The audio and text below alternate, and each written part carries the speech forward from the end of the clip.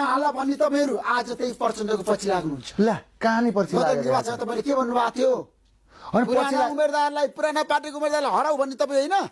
केपी शर्मा ओली शेरबहादुर प्रचण्ड हराउनु पर्छ भनेर क्याम्पिङ गर्ने तपाईँहरू होइन तपाईँ इन्टरभ्यू लिन लागिदिनुला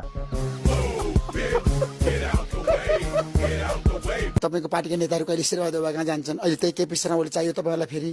अनि गजबको पार्टी रहेछ क्या राष्ट्रिय स्वतन्त्र पार्टी मेरो भनाइ चाहिँ त्यतातिर हो क्या हरिजीले भन्नु सक्छ भन्दिनँ मोरे नि भन्ने तपाईँ नै भन्नु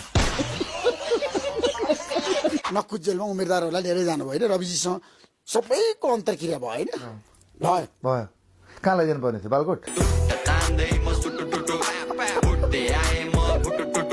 राम्रो काम गर्नुहोस् नराम्रो गरे चाहिँ यो चाहिँ गरे हैडगाले नराम्रो यो चाहिँ यो 3 वर्ष गरे भने ट्याक्कै एउटा भन्नुहोस् त अब संसदमा तपाईँले 3 महिनादेखि अवरोध गर्नुभयो त राम्रो काम भयो त पार्लियामेन्ट सिस्टम भिजिट भिसाको नाउँमा मान्छे बेच्नु चाहिँ राम्रो काम हो त नयाँ साथीहरू पार्लियामेन्टमा आउँदै गर्दाखेरि उहाँहरूलाई चाहिँ दुःख गरेर आउनु भएको थिएन त्यही भएर होला धेरै कुरा नबुझिकन जथाभावी पनि बोले मैले सुन्दै गर्दा म चुपै लाएर बसेँ म जथाभावी बोल्दिनँ है अहिले भर्खर मान्यज्यूले नयाँ हुनुहुन्छ जथाभावी बोल्नुहुन्छ भन्नुभयो त्यो जथाभावी भने चाहिँ के हो